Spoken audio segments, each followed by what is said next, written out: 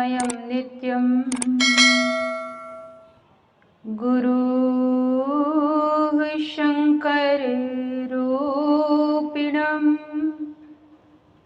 यमाश्रितो हि वक्रोऽपि चन्द्रः सर्वत्र वन्दते। गुरु की कीजिए वंदना, भाव से बारंबार नाम की नौका से किया जिसने भव से पार। गुरु है बड़ गोविंद ते, मन में देख विचार, हरि सुमिरे सवार है,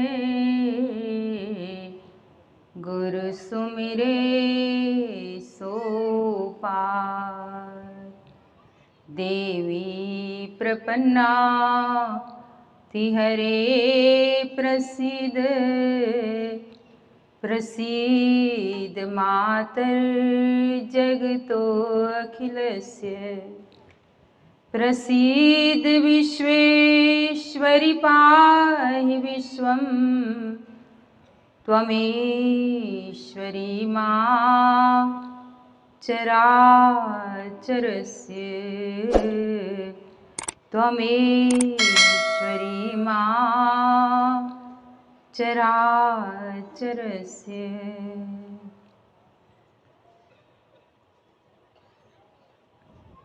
बोली श्री सद्गुरुदेव महाराज की जय। आदि शक्ति अम्बे मात की, श्री कृष्ण कन्हैया लाल की जय। उमापति महादेव की, श्री रामचंद्र भगवान की जय। पवन सुत हनुमान की जय। सत्य सनातन धर्म की जय।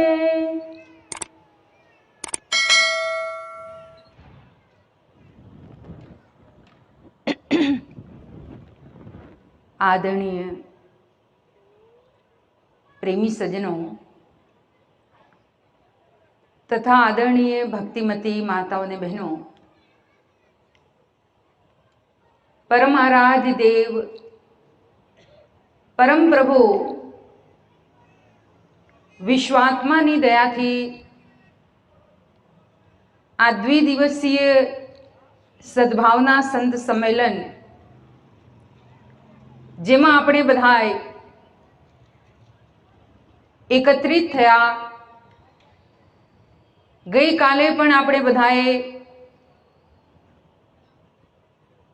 સંત મહાત્માઓ દ્વારા સત્ય અને ભક્તિના માર્ગને, અધ્યાત્મની સાચી પ્રેરણા પ્રાપ્ત કરી, એ જ શ્રૃંખલામાં આજે આ દ્વિતીય અને અંતિમ દિવસ છે। શ્રી ગુરુ મહારાજજીના પાવન શ્રી ચરણ કમલોની કૃપાથી ઘણી વારથી આજે પણ આપણે બધા આ સુંદર પ્રાંગણમાં બેસીને, જ્યાં પાછળ જ જાગતા હનુમાનજી પણ બેઠા છે, કષ્ટભંજન દેવ જેઓની આ જગ્યામાં એમના આશીર્વાદથી અને એમની શરણમાં આપણે બેસીને ઘણી વારથી અનેક સુંદર સુંદર ભજનોની સાથે સાથે આદરણીય બાઈજી દ્વારા સત્સંગ વિચારોને શ્રવણ કરી રહ્યા છીએ।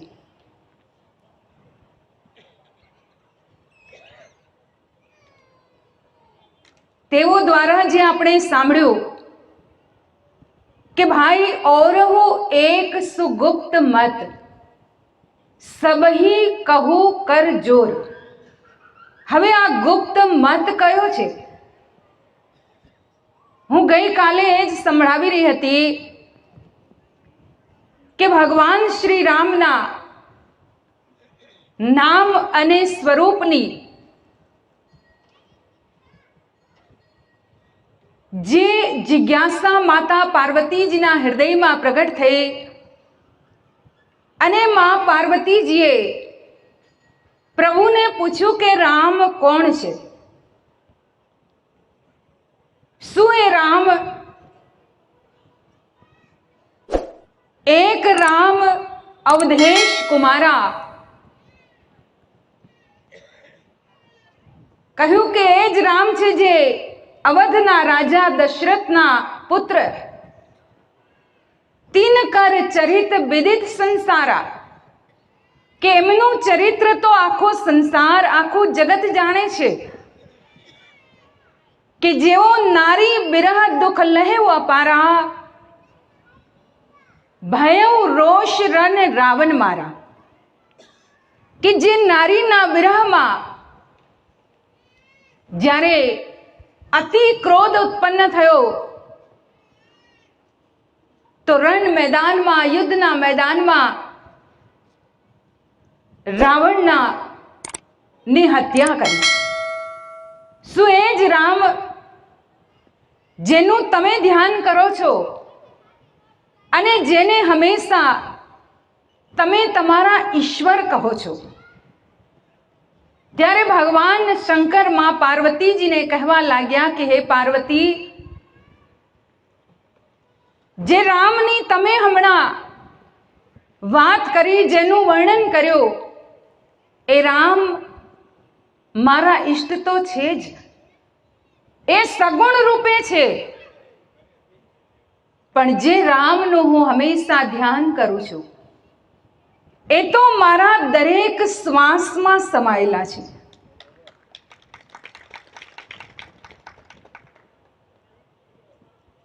પ્રાણોની જે માળા આપણી સતત ઉપર અને નીચે ચાલી રહી છે, જેને માટે જ્ઞાનીઓએ કહ્યું,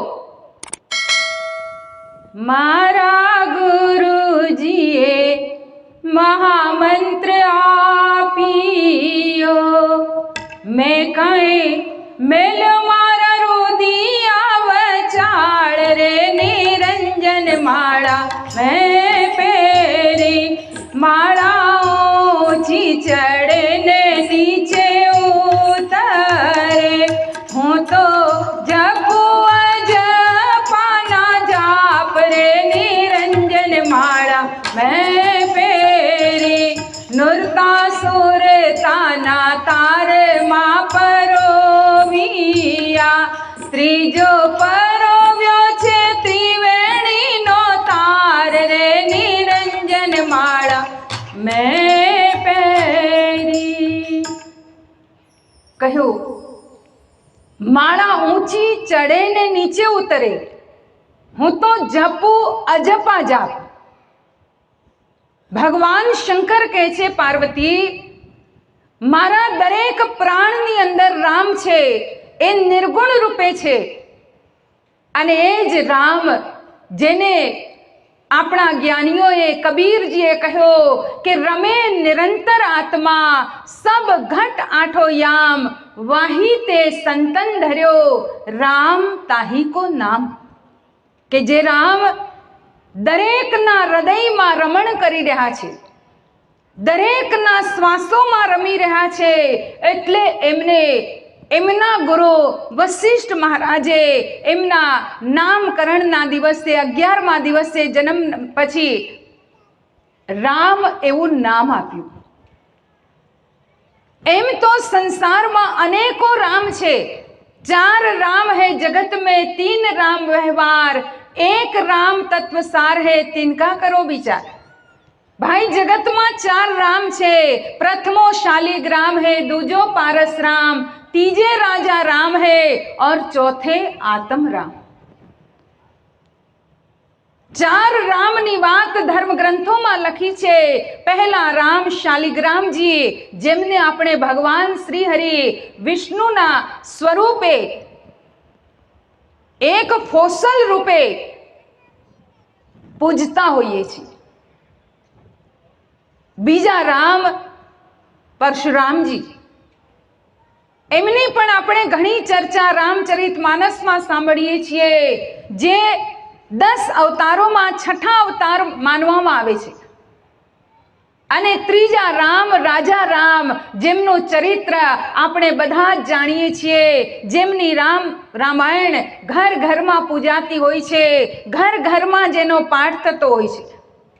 પણ જે ચોથા રામ છે આતમ રામ, એ આતમ રામ એમનું આ જીભ્યાથી સ્મરણ થતું નથી. આ જીભ્યાથી જેને જાપ કરવામાં નથી આવતો, જેને માટે કબીરદાસજીએ કીધું કે હમ વાસીવા દેશ કે જહાં જાતિ વર્ણ કુલ નહીં, વહાં શબ્દ મિલાવા હોઈ રહા દેહ મિલાવા નહીં.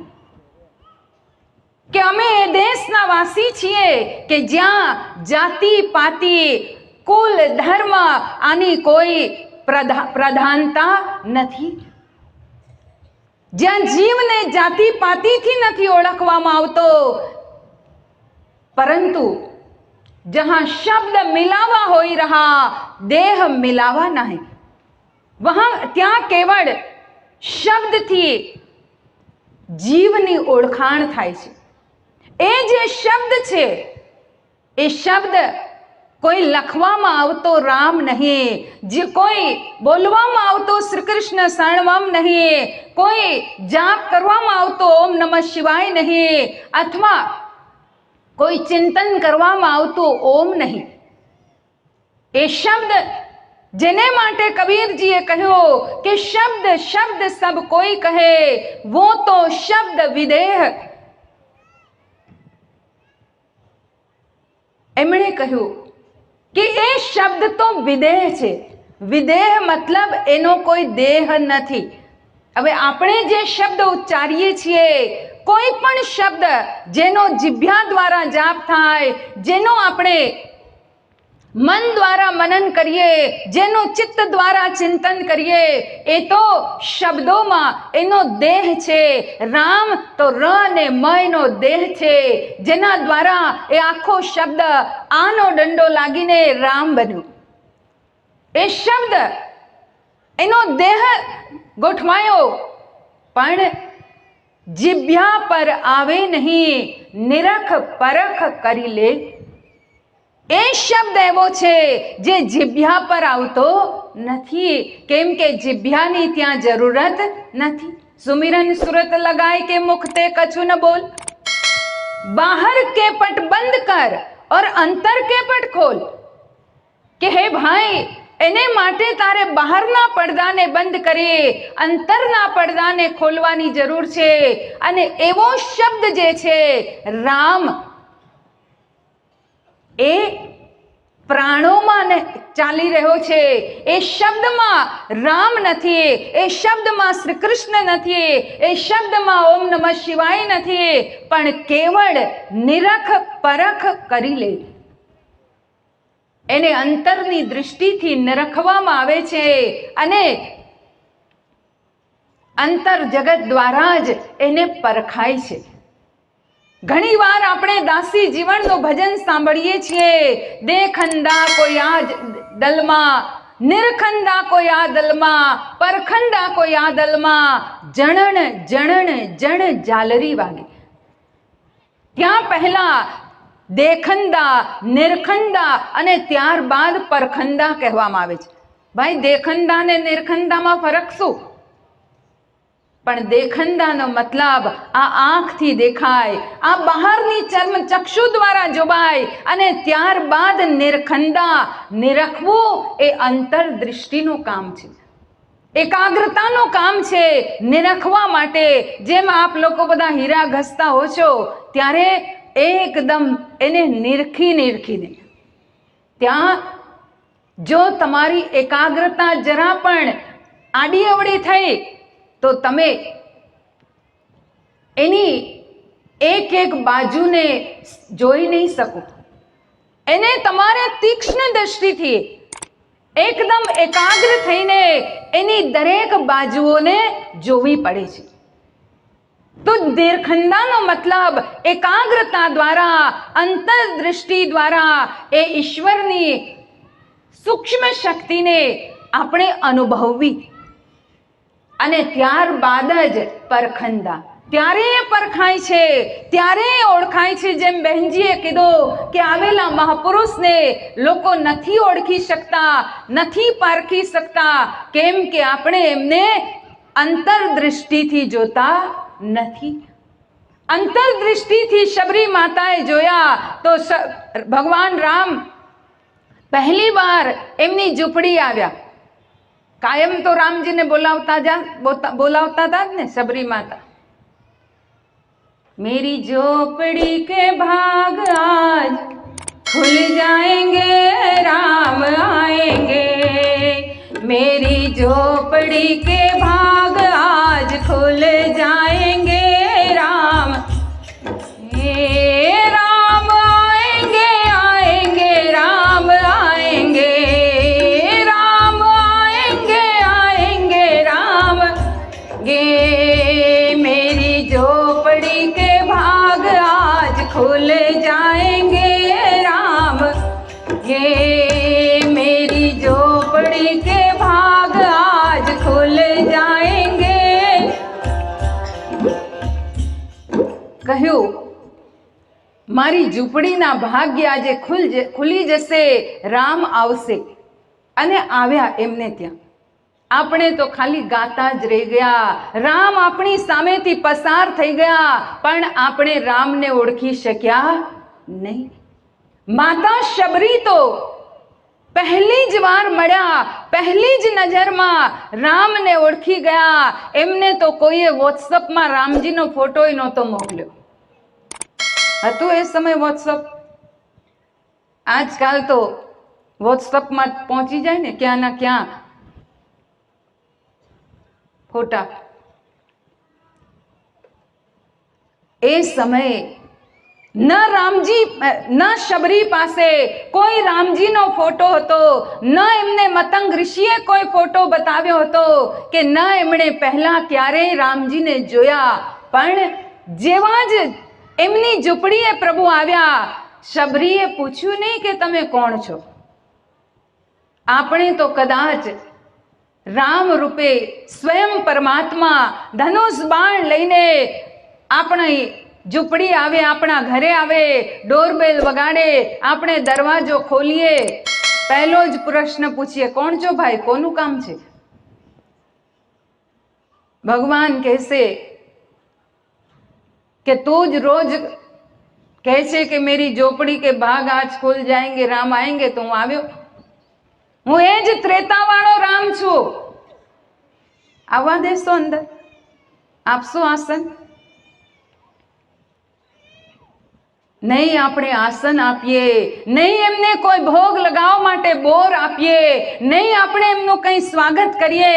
ઉલટાના આપણે એમ કહીશું કે આ તો જરૂર ધુતારો હશે, આવો 2 રૂપિયાનો વેશ લઈને આવ્યો છે લૂંટવા માટે.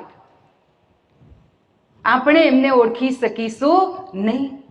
પણ જેણે અંતરદૃષ્ટિથી શ્વાસોની દરેક શક્તિમાં એ રામના નામનું સ્મરણ કર્યું, અને એ શબરી કરી રહ્યા હતા.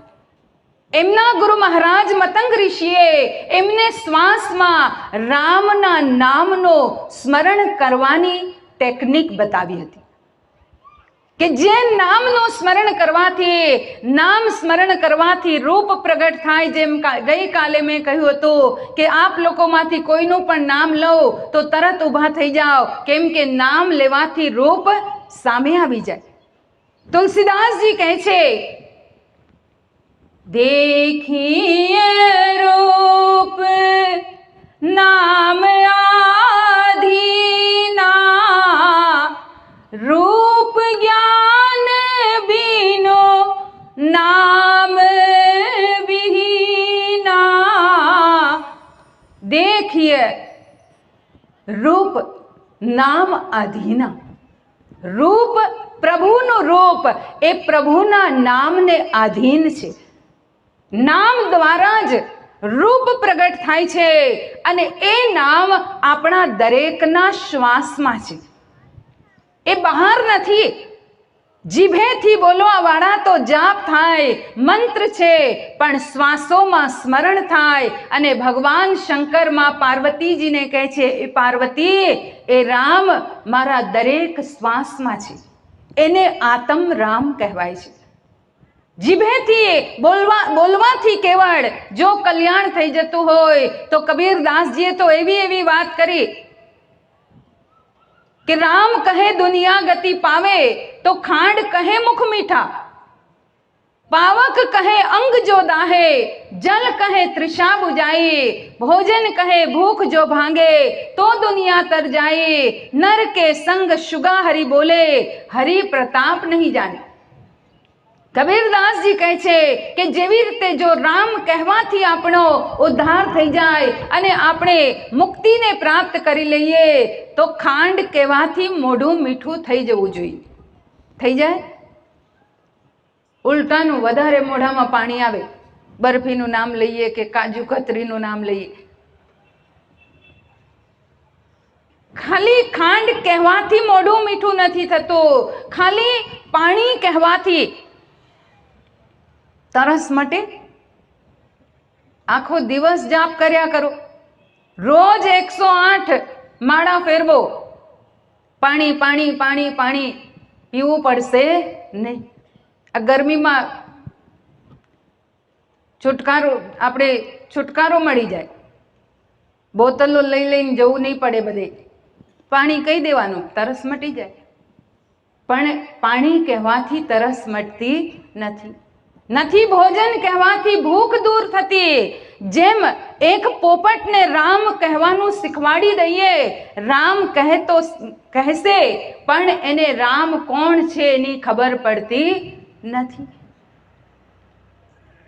ખાલી રામ કહેતા શીખી જવાથી એને રામની ઓળખાણ નથી થતી. એવી રીતે સંતો કહે છે કે રામ આપણે બોલીએ તો છીએ, राम राम सब कोई कहे, नाम न चिन्हे कोई, नाम चिन्हे सदगुरु मिले, नाम कहावे सोई. राम राम तो बधाई કહે છે, પણ નામ નથી જાણતા. અને જો નામ જાણી લે તો રૂપ પ્રગટ કરવું બહુ સરળ થઈ જાય. કેમ કે રૂપ એ નામને આધીન છે. રૂપ જ્ઞાન નહીં નામ વિહીના. નામ વગર રૂપનું જ્ઞાન થતું નથી.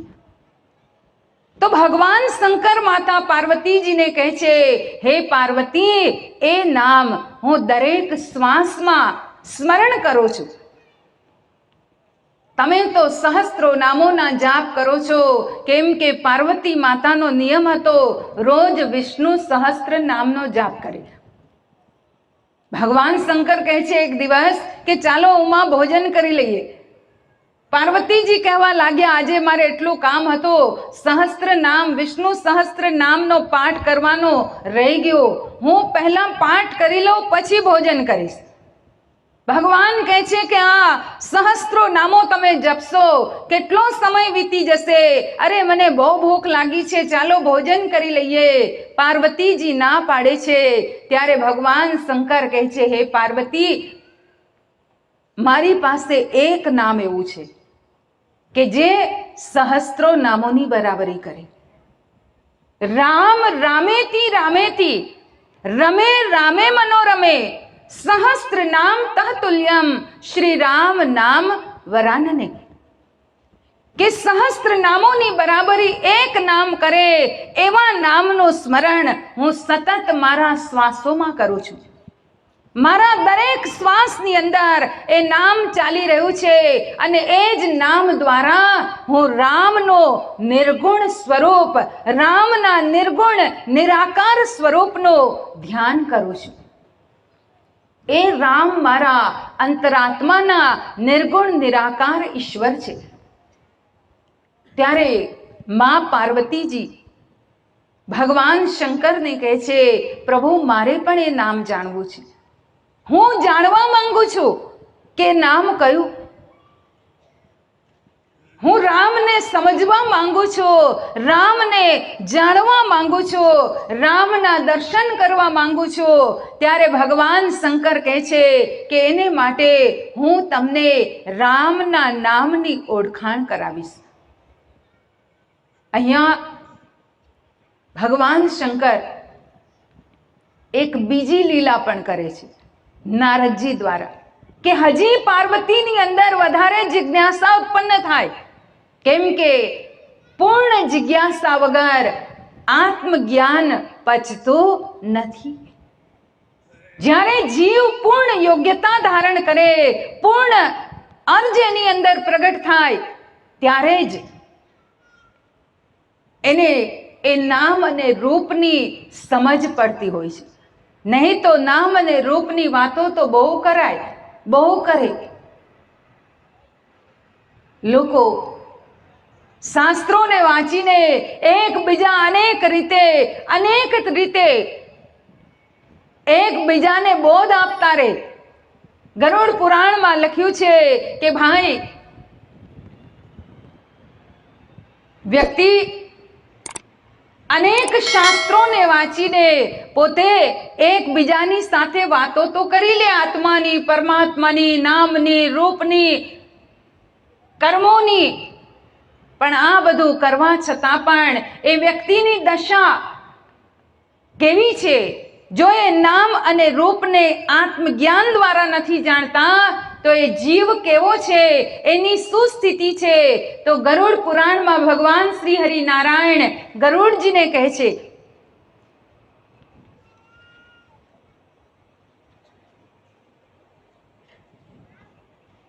कि पठन्ति वेद शास्त्राणि बोधयन्ति परस्पर आत्मानेव न जानन्ति दर्वी पाक रस यथा. कि खूब शास्त्रों वांच्या, पठन्ति वेद शास्त्राणि, वेदो वांच्या, शास्त्र वांच्या, बोधयन्ति परस्पर, એકબીજાને બોધ પણ આપ્યો, એકબીજાને જે વાંચ્યો, જે સમજ્યા એ બીજાને કીધો, બીજા દ્વારા પોતે સાંભળ્યો, પણ આત્મા નેવ ન જાણંતી દરવી પાક રસ્યતા. જો વ્યક્તિ પોતે પોતાની આત્માને નથી જાણતો તો એ વ્યક્તિ એવો છે જેમ દાળમાં ને શાકમાં હલાવવા વાળો ચમચો. ચોખ્ખું કીધું, દરવી પાક રસ્યતા. ચમચો દાળમાં હલે, એને ચલાવીએ આપણે, શાકમાં આજે ભાજીમાં ચલાવ્યો હશે ને, એમાં તો વધારે ચલાવવો પડે, ગોટવું પડે. ખૂબ ચલાવ્યો હશે, બિચારો ચાલ્યો કેટલા સમય સુધી ભાજીમાં, પણ પછી જરાક મીઠું ઓછું હતું તો કીધું ચમચા, ભાઈ ભૂલી ગયા છો ઘનશ્યામભાઈ, મીઠું ના ઓછું છે, જરાક નાખી દો ને, કીધો ચમચાએ. 3 કલાક ખીરમાં ચમચો ચાલે, પણ ક્યારેય ચમચાએ નહીં કીધું કે બહેનજી ખાંડ ઓછી છે કે ખાંડ તમે ભૂલી ગયા છો. આપણે પણ એવા છીએ. ચાલીએ બધે, વેદોમાંય ચાલીએ, શાસ્ત્રોમાંય ચાલીએ, પૂજામાંય ચાલીએ, કથામાંય ચાલીએ બધે, પણ સ્વાદ એકેય વસ્તુનો લીધો નહીં. સ્વાદ ક્યારે આવે? જ્યારે આત્મશક્તિને જીવ જાણે, આત્મજ્ઞાનને જીવ જાણે, જ્યારે પરમ પ્રભુ પરમાત્માના સાચા નામને જીવ જાણે. અને એને માટે સત્સંગ જરૂરી છે. તો ભગવાન શંકર માતા પાર્વતીજીને વધારે જિજ્ઞાસુ બનાવવા માટે એક એવો પ્રસંગ ઉત્પન્ન કરે છે. સત્સંગ તો એમણે બહુ સંભળાવ્યો, અને સત્સંગ સંગતિની તો જીવનમાં બહુ અસર થતી હોય છે. ભલે નરન કે સંગ સે નીચ ઉચ્ચ પદ પાય, જીમી પીપીલિકા પુષ્પ સંગ ઈશ શીશ ચડી જાય. કહ્યું કે સજ્જન વ્યક્તિના સંગમાં એક દુર્જન વ્યક્તિ પણ આવે તો એ સજ્જનતાને પ્રાપ્ત કરી શકે છે.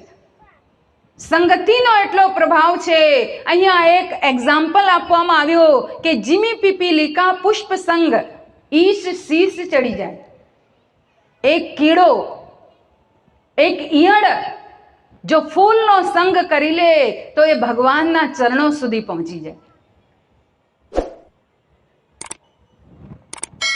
રોડ ઉપર ઉડતી ધૂળ જો પવનનો સંગ કરે તો આકાશમાં ઉડવા લાગે. ગગન ચઢઈ રજ પવન પ્રસંગા કીચહી મિલહી નીચ જલ સંગા. પણ એ જ ધૂળ જો પાણીનો સંગ કરે તો ધૂળ એ જ છે. જો પવનનો સંગ કરે તો આકાશમાં ઉડે અને જો પાણીનો સંગ કરે તો કીચડ બની જાય. આપણે એક છાંટો પણ આપણી ઉપર પડે તો કહીએ જલ્દી ધોઈ નાખીએ. ભગવાન શંકર માતા પાર્વતીજીને કહે છે કે હે પાર્વતી, એટલા માટે તમે જો એ રામના નામને જાણવા ઈચ્છો છો, જે એક નામનું સ્મરણ કરી લીધું, સહસ્ત્રો નામો જપવા નહીં પડે, એના માટે હું તમને એક એવું જ્ઞાન આપું છું કે જેને જાણ્યા બાદ પછી બીજું કંઈ જાણવાનું બાકી રહેતું નથી. મનમાં તો બહુ જિજ્ઞાસા થઈ, પણ આટલું કહીને ભગવાન પાછા જતા રહ્યા, ધ્યાનમાં બેસી ગયા. નારદજીને પ્રેરણા કરી કે જાઓ, પાર્વતીજીના મનમાં હજી જરા પણ કંઈક શંકા બાકી રહી હોય તો એને નષ્ટ કરો. નારદજી આવ્યા, વાતમાં ને વાતમાં પાર્વતીજીને ધીરે રહીને કહેવા લાગ્યા, ક્યારેય તમે ધ્યાન દીધું? ભગવાન શિવશંકરના ગળામાં રૂંડ માળા છે અને એ બધાય માથા જે પહેર્યા છે ને ભગવાને, એ કોઈ સ્ત્રીના માથા છે. હવે આટલું જ તો કહેવાની જરૂર પડી, વધારે ક્યાં લાંબુ કરવાનું. આટલું કીધું માં પાર્વતીજીને. પાર્વતીજીના કાનમાં આટલી વાત ગઈ. જેવા જ ભગવાન શંકર આવ્યા, પહેલો જ પ્રશ્ન કર્યો, આ તમારા ગળામાં કઈ સ્ત્રીના માથા પહેર્યા છે? ભગવાન શંકર કહે છે નારદજી આવ્યા હતા. પાર્વતીજી કહે છે એ બધી વાત જવા દો, પહેલા કહો આ કઈ સ્ત્રી જેના તમે માથા પહેરીને ફરો છો? ત્યારે ભગવાન શંકર કહેવા લાગ્યા કે પાર્વતી, આ બધા માથા તમારા જ છે. તમારા 108 જન્મ થયા અને દરેક જન્મે મૃત્યુ બાદ તમારું માથું હું એને માળા રૂપે પરોવીને મારા ગળામાં પહેરતો. ત્યારે પાર્વતીજી કહે છે તો તમારા ક્યાં છે આટલા માથા? ભગવાન કહે છે કે હું તો જન્મ મરણ રહિત છું. મારી પાસે એવી વિદ્યા છે, હું એવી વિદ્યાને જાણું છું કે જ્યાં કાળ પણ કંઈ કરી શકે નહીં. કાળને હરાવનાર, કાળથી મુક્તિ પ્રાપ્ત કરનાર, કાળનો નાશ કરનાર હું વિદ્યાને જાણું છું, એવી સાધનાને જાણું છું, જેના કારણે મારો જન્મ કે મરણ થતો નથી. ત્યારે માં પાર્વતીજીના મનમાં હવે પૂર્ણ જિજ્ઞાસા પ્રગટ થઈ કે એવી પણ સાધના હોઈ શકે કે જે કાળને નાશ કરી શકે. અને સંતોએ આ વાત પૂરા પ્રમાણ સાથે કીધી અને કહ્યું કે કાલ પકડ ચેલા કિયા, ભય કે કતરે કાન, હમ સત્ય નામ સુમિરણ કરે તો કિસકો કરે સલામ.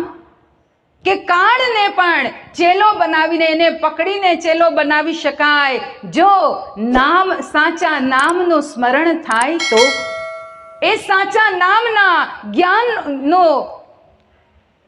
ની પ્રાપ્તિ સાચા સદગુરુ દ્વારા કરી હોય અને એ નામની જો સાધના કરી હોય તો એ નામને કારણે જેમ સાવિત્રીએ યમરાજને હરાવ્યા, જેમ રાજા પરીક્ષિતે 7 દિવસમાં એવી સાધના મેળવી લીધી કે એને પછી મૃત્યુનો ભય રહ્યો નહીં. હમણાં હું હરિદ્વાર ગઈ હતી, 3-4 ત્યાં ભાગવત કથા થઈ રહી હતી. તો જે લોકોની સાથે હું ગઈ હતી ભાગવતને માટે, વ્યવસ્થા માટે. તો એ લોકો કહેવા લાગ્યા કે બહેનજી, પંડિત તો છે ભાગવત કરવા વાળા, પણ કોઈ મૂળ પાઠ કરવા વાળા જોઈએ પંડિત.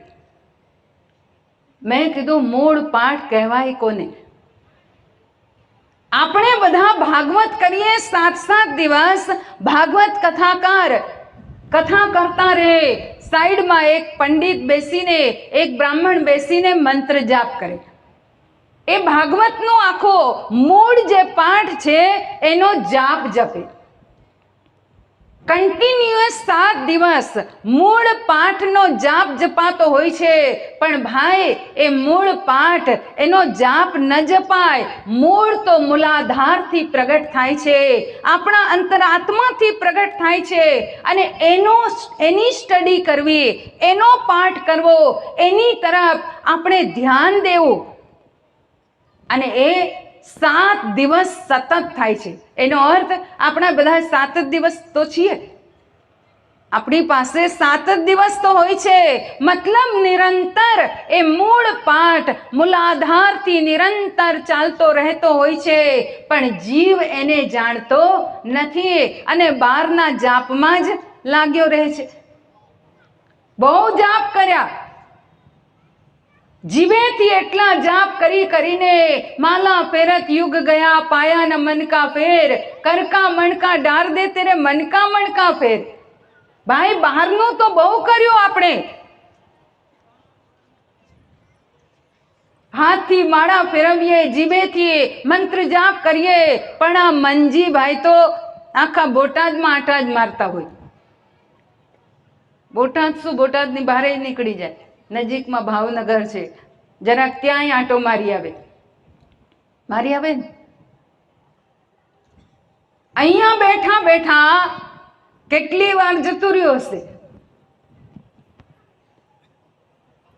પણ જો મૂળ પાઠ, મૂળની અંદર આપણું મન લાગી જાય, મૂળ નામની શક્તિ જે સતત આપણી શ્વાસોમાં ચાલી રહી છે, જો એનું જ્ઞાન આપણને મળી જાય સાચા સદગુરુ દ્વારા, તો પછી આ મન આડું અવડું ક્યાંય ભટકતું નથી, એ સ્થિર થઈ જાય છે.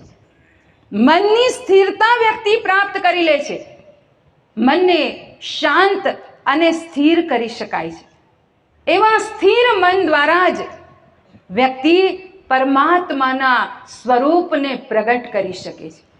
જો મન આપણું ભટકતું રહે છે, મન આડું અવડું ચાલતું રહે છે, તો ક્યારેય પરમાત્મા દેખાતા નથી.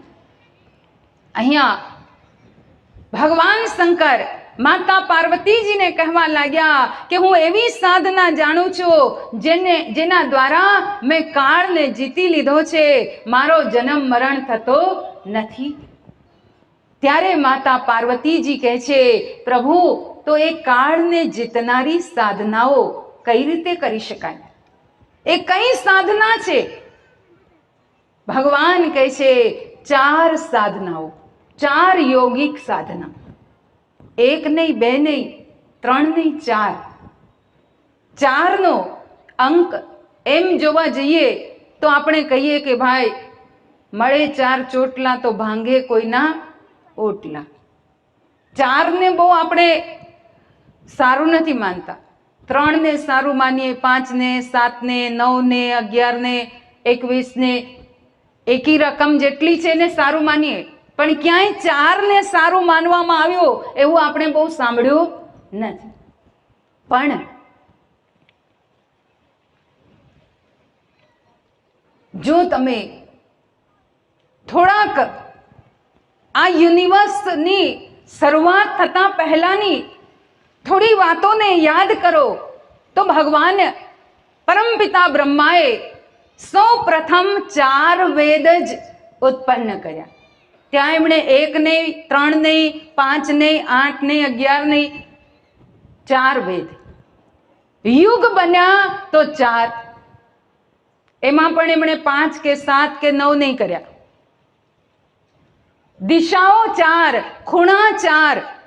તમે બધાય લગ્નમાં ફેરા ફર્યા હશો ને? કેટલા ફર્યા? 5. 5 ફર્યા,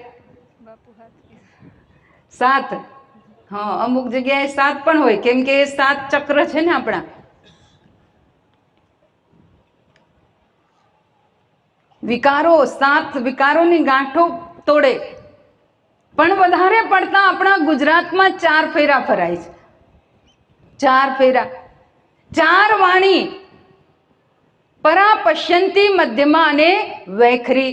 4 વાણી, 4 અવસ્થાઓ, 4 વર્ણ વ્યવસ્થા, બ્રાહ્મણ, ક્ષત્રિય, વૈશ્ય અને શુદ્ર. ત્યાં પણ 4 વર્ણની જ વ્યવસ્થા ગોઠવાઈ. ઘણી એવી વસ્તુ છે પ્રકૃતિની જે 4 થી ગોઠવાયેલી છે. ભગવાન શ્રી હરિ વિષ્ણુના 4 હાથ છે, જેમાં શંખ, ચક્ર, ગદા અને પદ્મ છે. મંદિરમાં આપણે જઈએ ત્યાં પણ વધારે પડતા 4 ક્રિયાઓ કરતા હોઈએ છીએ. એ મેઇન છે. બીજી આડી અવડી તો તમે એક્સ્ટ્રા કરો એ તો વાત જુદી છે, પણ મેઇન 4 હોય છે. સૌથી પહેલા મંદિરમાં અંદર પ્રવેશ કરતા પહેલા જ આગળ ઘંટ લટકેલો હોય છે, તો આપણે એને વગાડીએ છીએ. ઘંટ વગાડ્યો, અંદર ગયા તો આપણે દીપક પ્રગટ કર્યો, પ્રજ્વલિત કર્યો. એ બીજી ક્રિયા. ત્યારબાદ આપણે આરતી કરી, એ ત્રીજી ક્રિયા. અને આરતી પછી આપણે પંચામૃત લઈએ છીએ, એ ચોથી ક્રિયા. આ 4 ક્રિયા મૂળ હોય છે, મેઇન હોય છે. બીજી પછી તમે પરિક્રમા જોડો કે બીજી આડી અવડી પૂજા જોડો તો ઘણી બધી થઈ જાય, પણ મૂળ તો આ 4 પ્રક્રિયા એ આપણે કરતા હોઈએ છીએ. અનેક સાધુ સંતોની વાણીમાં પણ આપણે સાંભળતા હોઈએ છીએ કે તેરા હરી સે મિલન કેસે હોઈ રે, ગલી તો ચારો બંધ પડી. ભાઈ, તારા ભગવાન સાથે મિલન કઈ રીતે થશે? ભગવાનને મળવાની જે 4 ગલી છે એ તો બંધ પડી છે. તો ભગવાનને મળાય છે 4 ગલીઓ દ્વારા. આજે ગલી આપણી બંધ છે, એ જ 4 ગલીને માટે કબીરદાસજીએ કીધું કે તીર્થ નહાય 1 ફલ, સંત મિલે ફલ 4. તીર્થોમાં નાવાથી 1 ફળ પ્રાપ્ત થાય. જેમ હમણાં બહેનજીએ કીધું કે તનનો મેલ ધોવાય, શરીરનો મેલ ધોવાય. ઘણી વાર તો એ ના ધોવાય જો ભાગમાં ન હોય તો. એમાં જેવા ગંગા કિનારે પહોંચીએ તો ટાઢીઓ તાવ ચડે ને, મેલેરિયા થઈ જાય, તો એ ન થાય. પણ સંત મિલે ફલ 4, સંતોને મળવાથી 4 ફળ પ્રાપ્ત થાય છે. સંત જ્ઞાની જે સદગુરુ હોય છે એ આપણને 4 ક્રિયાનું એવું સાધન બતાવે છે, અને જેની સાધના કરવાથી નામ અને રૂપ બંને અંતરમાં પ્રગટ થઈ જાય છે. એવી 4 ક્રિયાઓ જેને માટે ગુરુ નાનક દેવજીએ કીધું, જે તું 4 પદાર્થ પાવે, સેવા કર સાધવાદી. જે તું 4 પદાર્થ હવે સેવા કર સાધવાદી. પહેલા પદાર્થ સતનામ જાન લે, પહેલે તો જાન બંદે बाद में तू मान ले. तेरी शासन आप चलावे, सेवा कर साधवादी. जे तू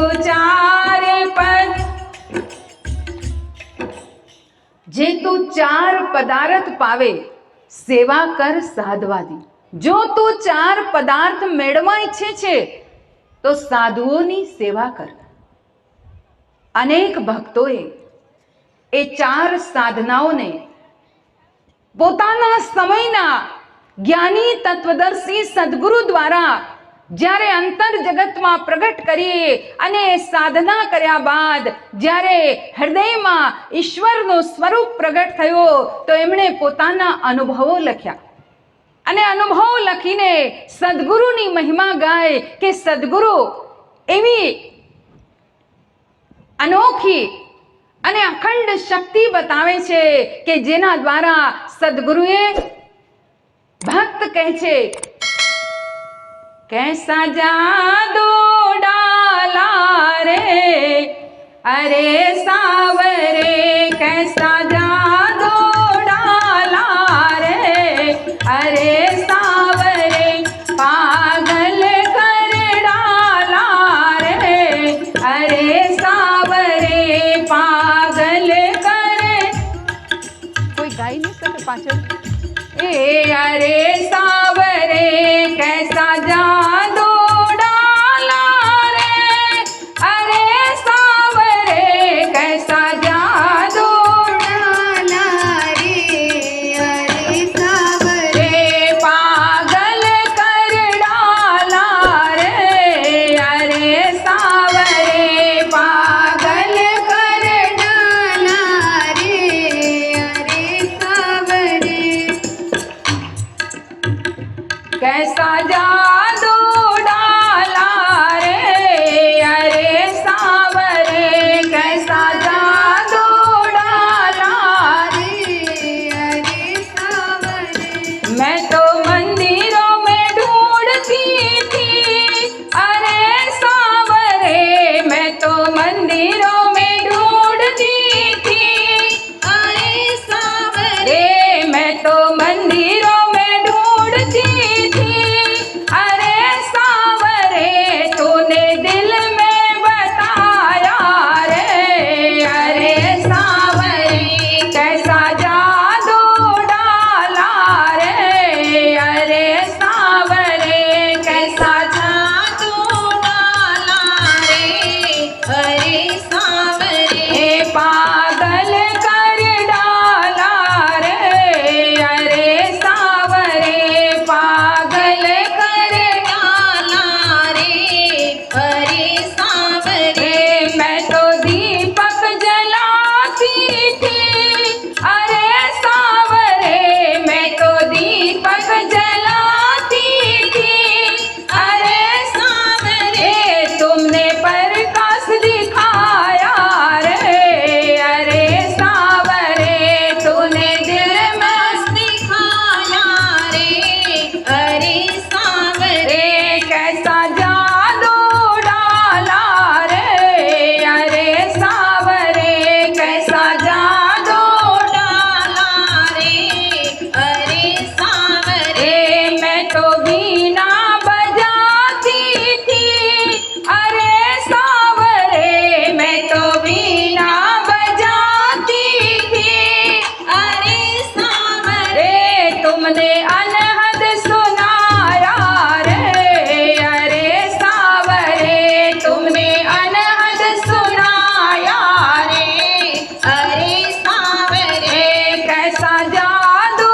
डाला रे, अरे सावरे कैसा जादू डाला रे, अरे सावरे मैं तो गंगा नहाती थी, अरे सावरे मैं तो गंगा नहाती थी, अरे सावरे तुमने अमृत पिलाया रे, अरे सावरे तुमने अमृत पिलाया रे, अरे सावरे कैसा जादू डाला रे, अरे सावरे कैसा जादू डाला रे, अरे सावरे तेरा चांद सा मुखड़ा रे, अरे सावरे तेरा चांद सा मुखड़ा रे,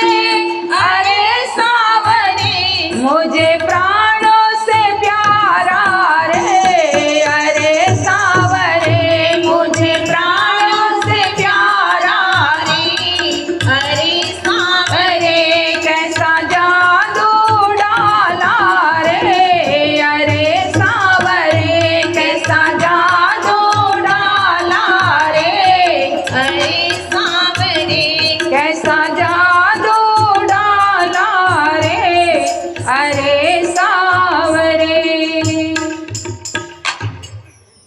કહ્યું કે એવો જાદુ મારા સદગુરુએ કર્યો કે હું તો બહારની દુનિયામાં ભટકતી હતી, ક્યાંક બહાર દીવો પ્રગટાવતી હતી, પણ તમે તો દિલમાં એવો પ્રકાશ કર્યો. અનેક જગ્યાએ અનેક વાજિંત્રોના નાદમાં હું નાચી રહી હતી, પણ તુને અનહદ સુનાયા રે અરે સાવરી. એવી 4 સાધનાઓ ભગવાન શંકર કહે છે પાર્વતી એક નહીં પણ 4 સાધનાઓ છે. અને જ્યારે એ 4 સાધનાઓ દ્વારા મનને એમાં ચેનલાઇઝ કરવામાં આવે છે. જેવી રીતે તમે ટીવીમાં ચેનલ બદલો, જેવી ચેનલ બદલી એવું તમને ચિત્ર દેખાવા લાગશે. અને તમે જેવા એ ચેનલની સાથે એ ચિત્રની સાથે જોડાઈ જાઓ, તમારું મન જોડાઈ જાય તો ત્યાં સ્થિર થઈ જાઓ છો. એક જ મૂવી તમે પહેલી વાર જોયો, તમે 3 કલાક ક્યાં વિતાવી દીધા તમને ખબર નહીં પડે, પણ એ જ મૂવીને તમે બીજી વાર જોશો તો એટલી સ્થિરતા નહીં રહે. ત્રીજી વાર જોશો તો મન આમ તેમ કે આના પછી આવવાનું જ છે, જેમ તમે સત્યનારાયણ કથામાં કરતા હો છો. ખબર છે ને બધાને 5 અધ્યાય, આના પછી આ ને આના પછી આ, કઠિયારો ને સદાનંદ બ્રાહ્મણ ને લીલાવતી કલાવતી બધી જ આપણને ખબર છે, તો બહુ ધ્યાન નથી આપતા. ભાગવત કથામાં પણ ઘણી જગ્યાએ મેં જોયું છે, લોકોને બધાઈને ખબર છે કે આ દિવસે આ પ્રસંગ આવશે, આ દિવસે આ પ્રસંગ આવશે, બહુ એમાં ધ્યાન દેવાનું રહેતું નથી. પણ જે અંતરની સાધના છે એમાં જ્યાં સુધી આ મન પૂરી રીતે ચેનલાઇઝ નથી થતું, પૂરી રીતે જોડાતું નથી, દરેક રીતે એની અંદર આપણે સ્થિર નથી થતા, ત્યાં સુધી એ ચેનલમાં એમાં આપણે એકાગ્ર નથી થતા અને જે અંદર ચિત્ર ચાલી રહ્યું છે એનો નજારો જોઈ શકતા નથી, એનો અનુભવ નથી થતો. એ ચિત્ર બહારના ટીવીમાં ચેનલ બદલીએ ચિત્ર બદલાય છે, એવી રીતે આ અંદરના ટીવીમાં પણ 4 ચેનલો છે અને 4 ચેનલ બદલવાની અને એને કઈ રીતે સેટ કરવાની એની ટેકનિક સમયના સદગુરુ બતાવતા હોય છે. એવા જ સમયના સદગુરુ શ્રી સતપાલજી મહારાજ એ 4 ચેનલોને પ્રગટ કરે છે અને એમણે જ્યારે અમારા હૃદયમાં એ પ્રગટ કરીએ, અમે એનો જ સંદેશ લઈને તમારા સુધી આવ્યા. એ જ ચેનલો વિશે જ્યારે અમે ધર્મ ગ્રંથોમાં વાંચ્યો, ધર્મ ગ્રંથોમાં ઊંડાણમાં જોયો, જેમ શિવ પુરાણની વાત હું કહી રહી હતી, શિવ પુરાણમાં ઊંડાણમાં ભગવાન શંકરે એ 4 ચેનલોની વાત લખી છે. માં પાર્વતીજીને કહ્યો કે હે પાર્વતી, એમાં પહેલી સાધના છે ભ્રુમધ્ય અંતર્ગત અગ્નિર તત્વનું ધ્યાન. કે ભ્રુમધ્ય માને બંને ભમરોની વચ્ચે, બંને ભમરોની વચ્ચેની જે જગ્યા છે ત્યાં અગ્નિ તત્વનું ધ્યાન. અગ્નિ એટલે પ્રકાશનું પ્રતીક.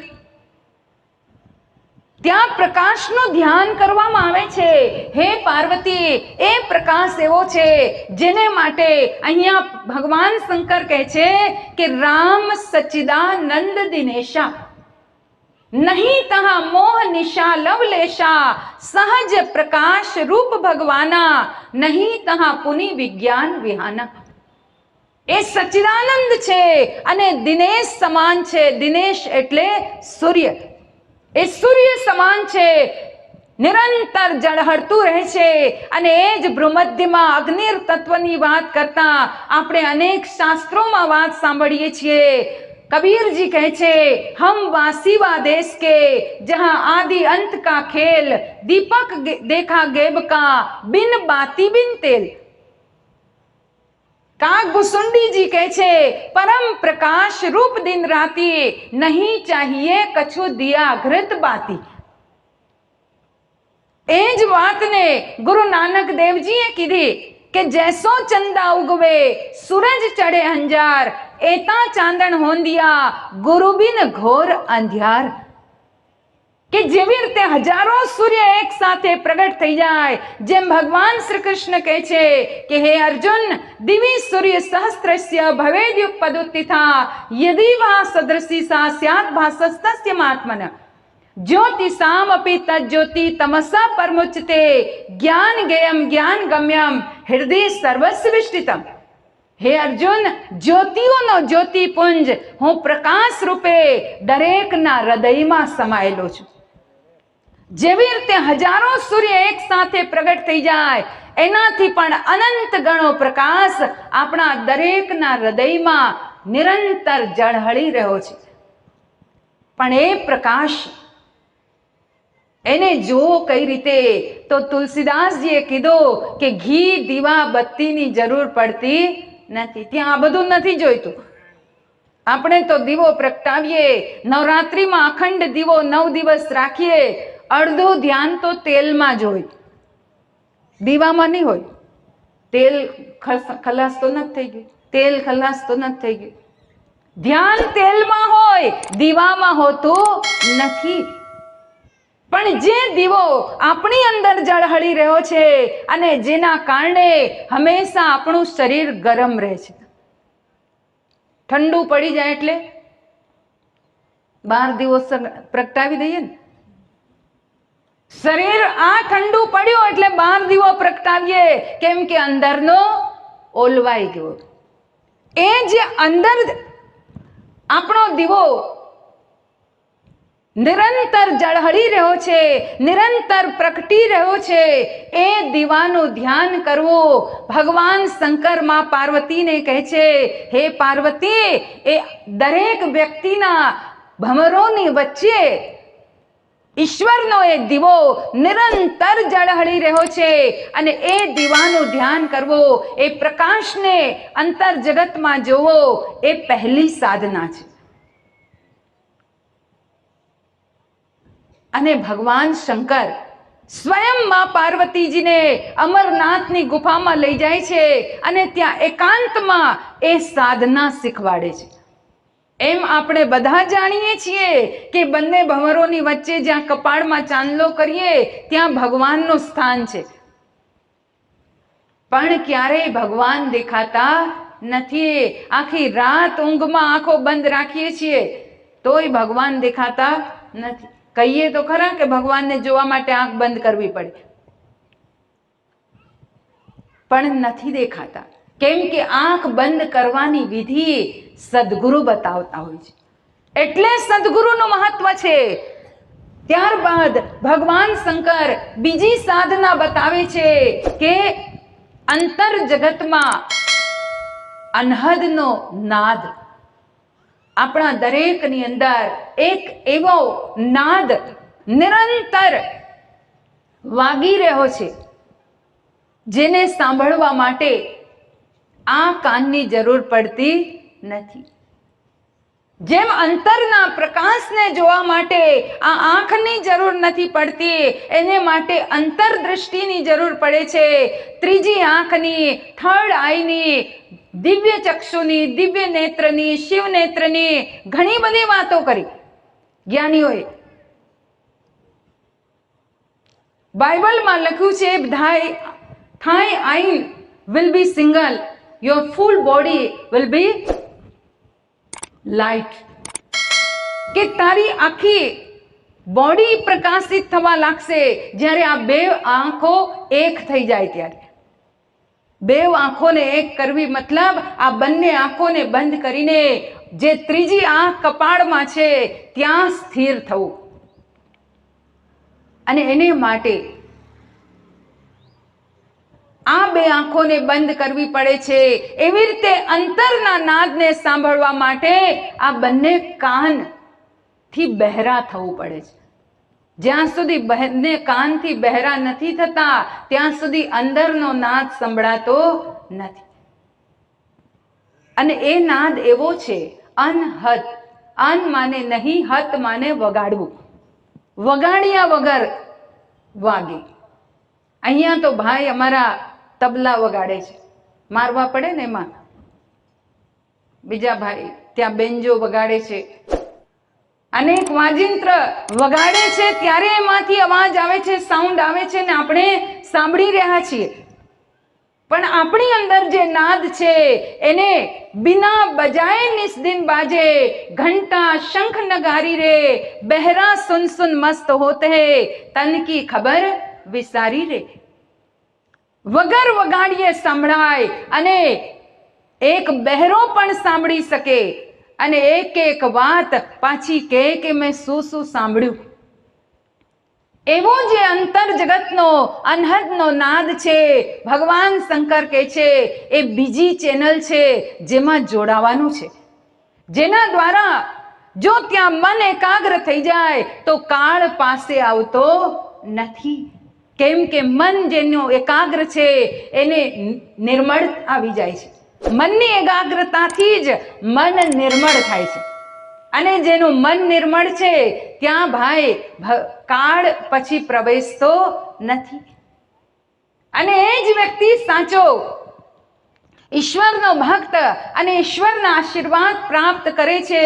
કહ્યું, blessed are those who are pure in their heart that they shall see God.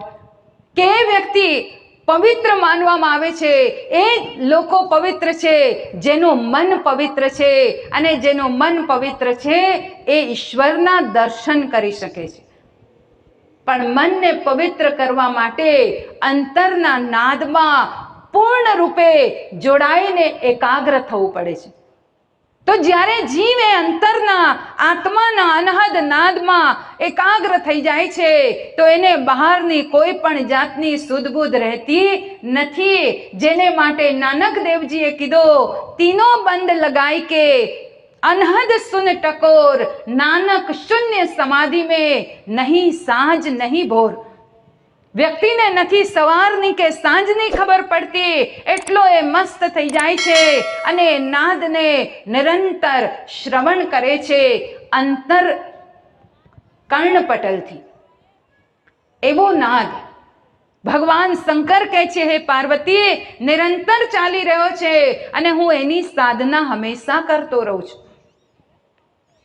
ત્યારબાદ ત્રીજી સાધના ભગવાન બતાવે છે કે પ્રાણમાં પ્રાણાયામ દ્વારા પ્રણવ તત્વનો અનુભવ કરવો.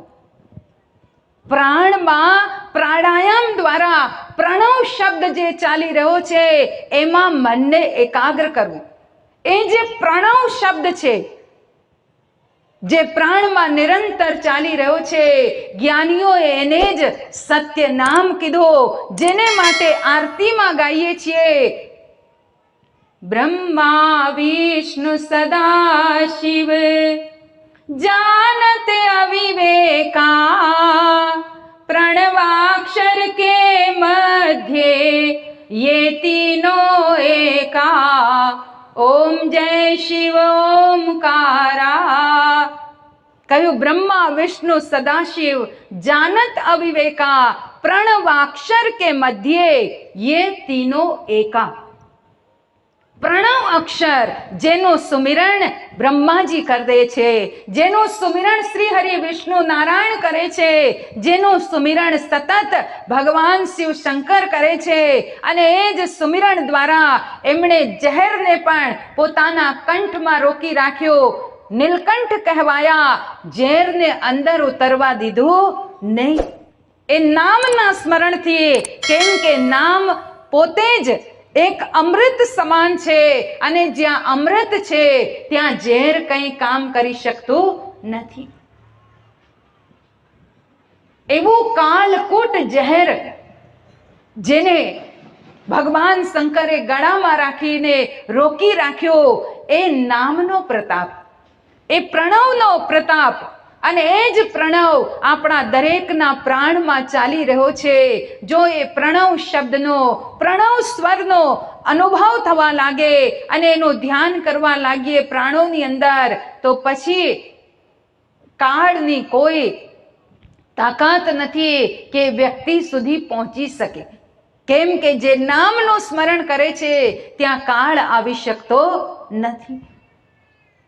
અહીંયા કાળને જીતનારી આ ત્રીજી સાધના બતાવી, નામનું સ્મરણ જે શ્વાસોમાં થઈ છે, જીભેથી નહીં. અને ચોથી અને અંતિમ સાધના બતાવતા ભગવાન શિવ શંકર કહે છે, પાર્વતી બાહ્ય જીભ્યા દ્વારા એ જીભ્યાને આડી કરીને વાળીને એને સટ જીભનો સ્પર્શ કરાવો, એ ચોથી સાધના છે. ચોખ્ખું લખ્યું શિવ પુરાણમાં કે આ જીભને આડી કરીને પાછળ લઈ જઈને સટ જીભનો સ્પર્શ કરાવો. ક્યારેય આવી સાધના આપણે કરી નથી, કેમ કે આપણને એને માટે બતાવનાર, માર્ગ બતાવનાર સદગુરુ હજી સુધી મળ્યા નથી. સદગુરુ મળે એ જ આપણને સાધના બતાવે છે. જેમ હીરા પરખે જોહરી, શબ્દ પરખે સાધ, જોજન પરખે સાધકો, તાકા મતા અગાધ. જેમ તમે બધા હીરાનું કામ કરો છો, બધાય નાના નાના બહેનો પણ હીરાને ઓળખી શકે, કેમ કે હીરા સાથે કામ કરો છો. અને સૌથી ઉત્તમ જે ઝવેરી હોય છે એ હીરાનો પારખું હોય છે. બાકી આડા અવડા ગમે તેવા હીરા પણ કોઈ સમજી લે કે ભાઈ ચમકતો છે તો હીરો જ હશે. મારા જેવાને બતાવવામાં આવે તો ક્યાંથી ઓળખાય? એને માટે ઝવેરીની જરૂર પડે છે. ઝવેરી હીરાને પારખે છે. એવી રીતે સાચા જે સદગુરુ છે એની પાસે જે જીવ જાય છે, સદગુરુ ઝવેરી રૂપે હોય છે. અને એમની પાસે જ્યારે જઈએ છીએ તો આપણને પણ પહેલ મારીને એને ઘસી ઘસીને તળિયા ને પહેલ ને આ બધું આજે લખ્યું હતું, વાંચ્યું હતું અમે બોર્ડમાં, એના આટલા રૂપિયા, મથાળાના આટલા ને પહેલના આટલા. સદગુરુ પણ આવું બધું કરે, એના મથાણા અને તેલ ને બધું જ કરે, પહેલા ઘસે બરાબર, અને પછી આવી 4 સાધનાઓ આપણી અંદર પ્રગટ કરે. પણ જ્યાં સુધી એવા સદગુરુ ન મળે ત્યાં સુધી જીવ બીજી બહારની અનેક સાધનાઓમાં ભટકતો રહે છે. અને બહારની સાધનાઓ કરીએ ઠીક છે, આપણે બીજે બધે આડે અવડે મન લગાવો, લોકોનું કરી નાખવું, તારું મારું કરવું, એ બધા કરતા ઠીક છે આ બધી બહારની સાધનાઓ કરીએ, પણ એ પહેલું પગથિયું છે. ભાઈ પહેલા ધોરણમાં કેટલા વર્ષ તમે ગાળશો? 1 વર્ષ તમે પહેલા ધોરણમાં ભણ્યા, બીજા વર્ષે કદાચ પહેલા વર્ષે ના પાસ થયા તો બીજા વર્ષે, એમાં ત્રીજા વર્ષે 12 વર્ષ સુધી પહેલા ધોરણમાં તમે જાઓ, પછી તમને બધા કહેશે ને ગામમાં, બહુ હોશિયાર છે છોકરો, 12 વર્ષથી એક જ ધોરણમાં છે, કહેશે? એમ જ કહેશે કે સાવ બુદ્ધુ. આપણે પણ એવા જ છીએ. આપણે એક જ પહેલા પગથિયે એવા ચોંટી ગયા છીએ, આગળ જવાની કોશિશ કરતા નથી.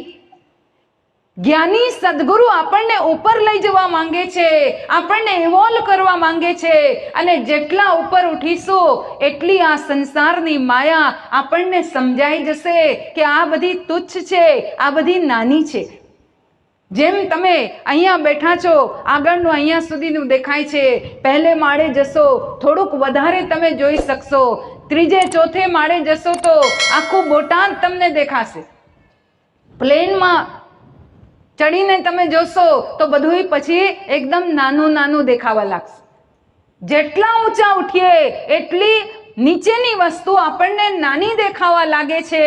એવી જ રીતે સદગુરુ પણ આપણા મનને ઊંચી ઉઠાવવા માંગે છે કે જો આપણે ઊંચા ઉઠશું આવી 4 સાધનાઓ કરીને, તો પછી આ જે દુનિયા છે આપણને એનો રંગ અસલ દેખાવા લાગશે, એનો આકાર અસલ દેખાવા લાગશે કે આ બધી તો નાની છે, આનાથી જે ઉત્તમ વસ્તુ છે એ તો આપણી અંદર જ હતી, આપણે એને જાણતા નહોતા.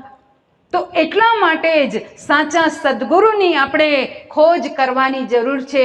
અને એ જ સંદેશ લઈને સદગુરુદેવ શ્રી સતપાલજી મહારાજ, જેમનો આપ લોકો ફોટો જોઈ રહ્યા છો, તેઓ આખા વિશ્વભરમાં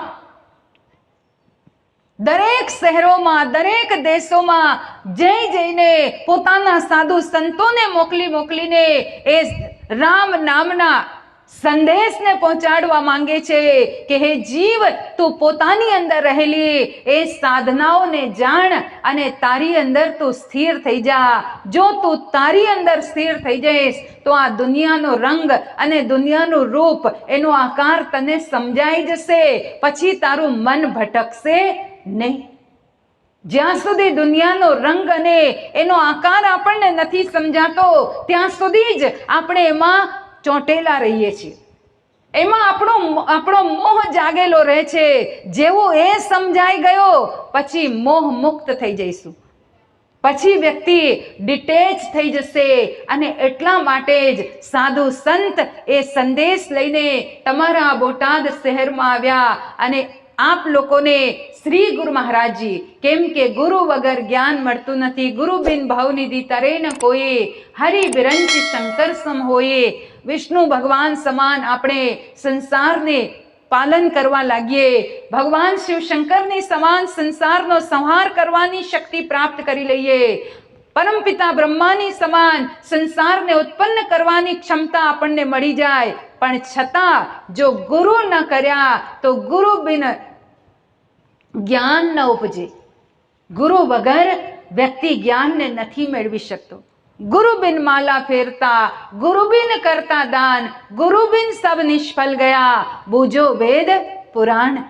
ગમે તેટલા વ્યક્તિ બાહ્ય દિશામાં દોડે પણ ગુરુ વગર નથી વ્યક્તિ સત્યને પામી શકતો અને નથી પોતાની અંદર એકાગ્ર થઈ શકતો. તો એવા ગુરુની ખોજ કરવાની જરૂર છે. સ્વામી વિવેકાનંદજીએ ખોજ કરી ત્યારે એમને મળ્યા. હાથમાં હાથ રાખીને બેઠા નહીં રહ્યા. જ્યાં સત્સંગ થતો, સત્સંગ પછી જે સાધુ સંત સત્સંગ કરતા એને પૂછતા, હેવ યુ સીન ગોડ? ભગવાનને જોયા છે?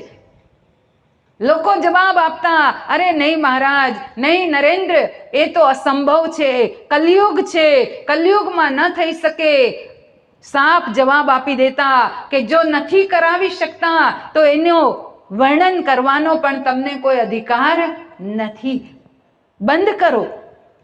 અને પછી દક્ષિણેશ્વરમાં રામકૃષ્ણ પરમહંસ પાસે ગયા. ત્યાં જઈને પણ એ જ પૂછ્યું. ત્યારે રામકૃષ્ણ પરમહંસ કહે છે, નરેન્દ્ર, તું તો મારાથી બહુ દૂર ઉભો છે. હું ઈશ્વરના મારી અંદર દર્શન કરું છું અને જો તારી ઈચ્છા હશે તો હું તને કરાવી પણ શકું છું. गर तलब है यार के दीदार की, बन के चाकर पड़े रहो उस पीर के दरबार की. जो बात दवा से हो न सके वो बात दुआ से होती है. जब कामिल मुर्शिद मिलते हैं तो बात खुदा से होती है. કે જ્યારે એવા સાધુ જ્ઞાની તત્વદર્શી મળે તો આપણે ઈશ્વરના દર્શન તો શું, એમની સાથે વાતચીત પણ કરી શકીએ. પણ એને માટે સાચા સદગુરુ હોવા જરૂરી છે. નરેન્દ્રને સમય રહેતા રામકૃષ્ણ પરમહંસ મળ્યા તો નરેન્દ્રમાંથી એમને વિવેકાનંદ બનાવી દીધા. આખો એમનો ટ્રાન્સફોર્મેશન થઈ ગયું. આપણે પણ એવા જ સદગુરુની જરૂર છે જે આપણો પૂરી રીતે ટ્રાન્સફોર્મેશન કરી દે. આપણે તો બસ કોઈએ કીધું રામ રામ કરો કલ્યાણ થઈ જશે, આટલી માળા કરો આમ થઈ જશે, આપણે એ જ જોઈએ, સ્વર્ગ મળી જશે, આમ થઈ જશે.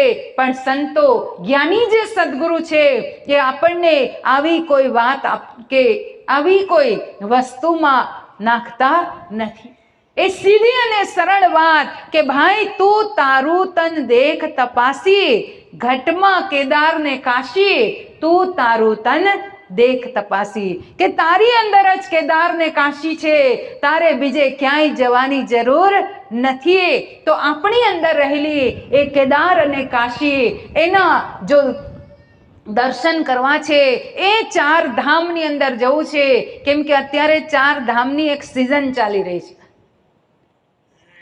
પણ આપણી અંદર જે 4 ધામ છે, જે મેં કીધું 4 ચેનલ, હકીકતમાં એ જ 4 ધામ છે કે જેમાં જઈને વ્યક્તિ પરમ પ્રભુ પરમાત્માના દર્શન કરે, જે જ્ઞાન ગંગામાં અંતર જગતમાં ઉતરીને, જે ત્રિવેણીમાં અંતરમાં ઉતરીને પોતાના મનની ગંદકીને સાફ કરી શકે, એ ચાર ધામ આપણી અંદર છે. સદગુરુ આપણને એવા ચાર ધામમાં લઈ જાય છે અને એટલે સદગુરુની મહિમા છે. રામકૃષ્ણ પરમહંસે પણ તોતાપુરી મહારાજ પાસેથી જ્ઞાન મેળવ્યું. કબીરદાસજીએ રામાનંદજી દ્વારા જ્ઞાન મેળવ્યું. સહજાનંદ સ્વામીએ રામાનંદજી દ્વારા જ્ઞાન મેળવ્યું. કહેવાય છે જ્યારે સહજાનંદ સ્વામી રામાનંદ સ્વામીને મળ્યા તો રામાનંદ સ્વામી પોતે પણ દોડતા એમની તરફ આગળ વધ્યા અને સહજાનંદ સ્વામી પણ પોતે દોડતા એમની તરફ આગળ વધ્યા, એકબીજા ભેટી પડ્યા અને ત્યારબાદ કહેવાય છે કે સહજાનંદ સ્વામી ને રામાનંદ સ્વામી આત્માનું જ્ઞાન કરાવે છે, આત્માનો અનુભવ કરાવે છે. આજે આપણે એ સત્યને નથી ઓળખતા એટલે બહારની દુનિયામાં ભટકતા રહીએ છીએ. તો એવા સાચા જ્ઞાનને આપણે સાચા સદગુરુ પાસેથી જાણીએ, એને માટે ખોજ કરીએ અને ખોજીશું. જો શોધ કરીશું તો જરૂર મળશે. ભાઈ જીન ખોજાતીન પાયા ગહરે પાની પેટ. વ્યક્તિ જે ખોજે છે ને જરૂર મળે છે. બાકી સમુદ્રને કિનારે માળા લઈને બેસી જઈએ, મોતી મળી જાય, મોતી મળી જાય, મોતી મળી જાય, આખી જિંદગી માળા ફેરવો તો એમ માળા ફેરવવાથી સમુદ્રમાં ઊંડાણમાં રહેલા મોતી મળતા નથી. મોતી મેળવવા છે તો અંદર ઉતરવું પડે છે અને ખાલી અંદર ઉતરીશું તોય કંઈ નહીં થાય. આગળ ભલે ને ગમે તેટલા છપછપિયા મારીએ આપણે તોય મોતી નહીં મળે. ઊંડાણમાં ઉતરવું પડશે અને એને માટે આપણે વિધિ શીખવી પડશે. તમે એમનેમ ટ્રેનિંગ વગર ઊંડાણમાં ઉતરી શકશો નહીં. કોઈ ટ્રેનર જોઈએ તમારે, જે તમને ટ્રેનિંગ કરાવે અંદર ઉતારવાની, અંદર જવાની. સ્વિમિંગ શીખો, પહેલા ટ્રેનર મળશે અને પછી તમે અંદર ઉતરી શકશો, મરજીવા બનશો અને ત્યારે મોતી મેળવી શકશો. તો આપણે પણ આપણા અંતર જગતમાં, આ અંતરના સમુદ્રમાં જવા માટે સદગુરુ રૂપી ટ્રેનરની જરૂર છે, જે આપણને ટ્રેનિંગ કરાવીને એ અંતર જગતના સમુદ્રમાંથી જ્ઞાનના મોતી, અનુભવના મોતી પ્રાપ્ત કરાવશે. તો એવા સાચા સદગુરુની આપણે ખોજ કરીએ. ઉદ્યમેન હિ સિદ્ધ્યંતિ કાર્યાણી ન મનોરથે નહીં સુપ્તસ્ય સિંહસ્ય પ્રવિશંતિ મુખે મૃગા. સુતેલા સિંહના મોઢામાં એમનમ હરણા આવીને પ્રવેશ કરી શકતા નથી. એને માટે વનમાં નીકળવું પડે છે શિકાર માટે. આપણે પણ ભાઈ નીકળવું પડશે. ખાલી કિનારે બેસીને કંઈ વળશે નહીં.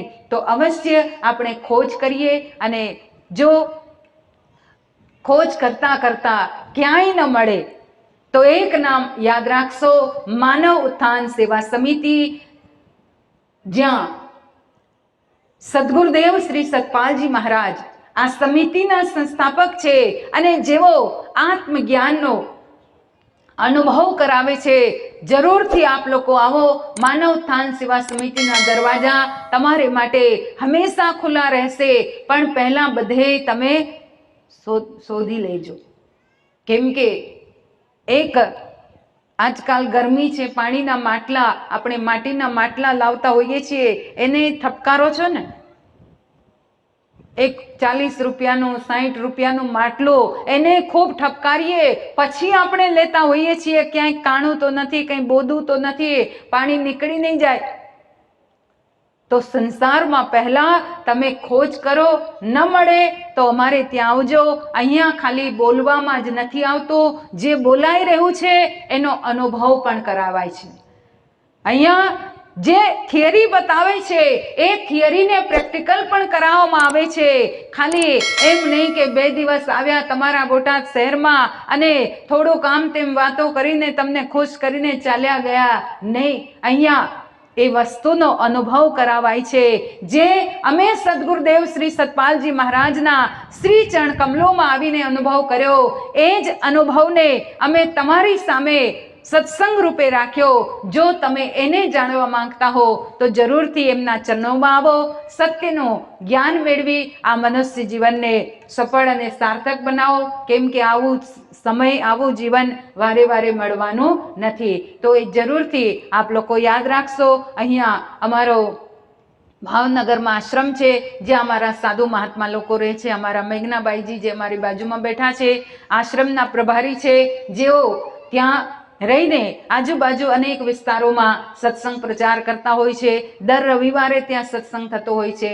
એની સાથે સાથે અહીંયા અમારા બોટાદ શહેરમાં દર ગુરુવારે લાઇબ્રેરીમાં સત્સંગ થતો હોય છે. દર ગુરુવારે સાંજે 9 વાગ્યાથી 11 વાગ્યા સુધી આપ લોકો જરૂરથી ત્યાં આવો વધારે વિશેષ જાણવા માટે. કોઈ પણ જાતના આ 2 દિવસ સત્સંગ સાંભળ્યા પછી પ્રશ્ન જો મનમાં થયા હોય તો સાધુ મહાત્મા અહીંયા રેગ્યુલર રૂપે આવે છે, અહીંયા રહેતા હોય છે 2-3 દિવસ સુધી અઠવાડિયામાં. તો એમને તમે પ્રશ્નો કરી શકો છો અને શાસ્ત્રોક્ત તમને એના ઉત્તર પણ આપવામાં આવશે. પણ પ્રશ્ન પણ શાસ્ત્રોક્ત હોવા જોઈએ. પ્રશ્ન પછી એવું નહીં કે હાથ જોવો ને આ છે અમારા હાથમાં, કે અમારી રેખામાં આમ છે, કે ભાગ્યમાં આવું છે કે નથી, એવા બધા પ્રશ્નોના જવાબ મળતા નથી. તો આપ લોકો જરૂરથી કોઈ પણ જાતના પ્રશ્ન થાય તો આપ લોકો બાઈજી લોકોને, સંત મહાત્માને પૂછી શકો છો. વધારે વિશેષ જાણવા માટે પાછળ અમારા ભાઈ આધ્યાત્મિક પુસ્તક ભંડાર, જેમાં પુસ્તકોની સાથે સાથે આયુર્વેદિક દવાઓ લઈને બેઠા છે. પુસ્તકોમાં અમારો મેઇન પુસ્તક છે માનવ ધર્મ પત્રિકા, જે દર મહિને દિલ્હીથી પ્રસારિત થાય છે. અને આ જ માનવ ધર્મ પત્રિકા અમારા અહીંયા કૈલાસબા છે. આજે એમને ત્યાં અમે ગયા તો કહેવા લાગ્યા કે પત્રિકા અમારે ત્યાં આવતી, પોસ્ટ એમના જે ઘરના હતા એ પોસ્ટમાં કામ કરતા હતા, તો એમને ત્યાં બીજા કોઈની પત્રિકા આવતી, તો એ શું કરતા કે 2-4 દિવસ પત્રિકા રાખીને પોતે વાંચી લેતા. અને એ વર્ષો પહેલાની વાત છે. મને મનમાં એક જ ભાવ હતો કે આમાં જે લખ્યું છે એક દિવસ મારે જાણવું છે, મારે આ જ આત્મજ્ઞાન જોઈએ છે. અને એવી એમના જીવનમાં સંજોગ બન્યો કે ધીમે ધીમે પછી અમારા સંત મહાત્માઓના યુટ્યુબમાં સત્સંગ આવતા થયા ગુજરાતીમાં. તો એને સાંભળવા લાગ્યા અને યુટ્યુબમાં અમારો અહીંયા લોકલ કોન્ટેક્ટ નંબર હતો, તો એના દ્વારા એ અમારા સુધી પહોંચ્યા અને આત્મજ્ઞાનને શ્રી ગુરુ મહારાજજી દ્વારા પ્રાપ્ત કર્યો. તો આ એક પત્રિકા કેટલું મોટું એણે કામ કર્યું. તો જરૂરથી આ પત્રિકા આપ લોકો લઈ જશો. અને સારી લાગે તો એનું વાર્ષિક લવાજમ છે 150 રૂપિયા. બહુ વધારે નહીં કહેવાય. આખા વર્ષ માટે 12 પત્રિકા મળે, દર મહિને એક. તો 12 પત્રિકા આખા વર્ષ માટે તમને મળશે 150 રૂપિયામાં. આપ લોકો એને લઈ જઈ શકો છો. બીજી પણ નાની મોટી ઘણી પુસ્તકો છે, ત્યાં આપ લોકો પાછળ જોઈ શકો છો. અને આયુર્વેદિક દવાઓ, જેમાં અનેક પ્રકારની, જેમાં ખાસ કરીને અમારો દંત મંજન છે અને ટૂથપેસ્ટ છે, કે એટલું સારું છે આ. કેટલા લોકો અમારા સુરતમાં તો આખો દિવસ ચાલતું જ રહ્યા. જરાક વાર અમે બપોરે 12 વાગ્યાથી થોડી વાર માટે બંધ કરીએ, એમાંય તે કેટલા લોકો આવીને પૂછી જાય કેટલા વાગે ખોલવાના છો. તો જરૂરથી આપ લોકો લઈ જશો. આ દાંત માટે, કોઈ પણ જાતના દાંતની બીમારી માટે દંતમંજન અને પેસ્ટના રૂપે, આ પાવડર રૂપે છે, પેસ્ટ રૂપે પણ ત્યાં મળે છે. એના સાથે સાથે સર્વ દર્દનાશક તેલ, કોઈ પણ જાતના રોગો, જોઈન્ટ પેઇન માટે, જે જોઈન્ટ પેઇન થતા હોય છે, અને ખાસ કરીને આજકાલ લોકોને બેઠાડું જીવનને કારણે સોફામાં બેઠા રહેવાનું હોય, પગ નીચે લટકાવીને બેસો એટલે ધીરે ધીરે ઘૂંટણમાં દુખાવો થાય. તો ઘૂંટણના દુખાવા માટે અને પીઠના, કમરના દુખાવા માટે આ સર્વ દર્દનાશક તેલ બહુ સારું છે, આપ લોકો લઈ જઈ શકો છો. પાચન સુધા, ગેસરણ ચૂરણ, હિંગવાષ્ટક ચૂરણ, એની સાથે સાથે ડાયાબિટીસ માટે કારેલા જામુન રસ.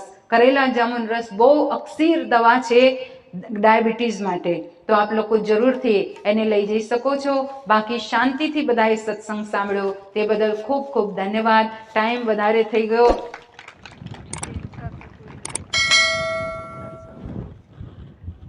ટાઈમ બહુ વધારે થઈ ગયો તો એ બદલ સોરી બધાઈને. પણ આ વસ્તુ જ એવી છે કે ચાલતું રહે, કંઈ ખબર પડે નહીં, શુદ્ધ બુદ્ધ ભૂલી જાય વ્યક્તિ. તો એના માટે સોરી. પણ બહુ બહુ ધન્યવાદ કે છતાં પણ તમે લોકો બધાએ બેઠા રહ્યા અને સુરસુરિયા નહીં થયા. થવાનો પણ નહીં, આગળ પણ ક્યારેય સુરસુર્યા. અને વધારે વિશેષ અહીંયા અમારા ભાઈઓ બહેનોએ જે 2 દિવસનો કાર્યક્રમ કર્યો, આ કાર્યક્રમ 2 દિવસનો હતો, પણ તૈયારી તો, વ્યવસ્થા તો કેટલા દિવસથી બધા કરતા હતા. અને એને માટે ઘણું ટીમ વર્ક જોઈએ.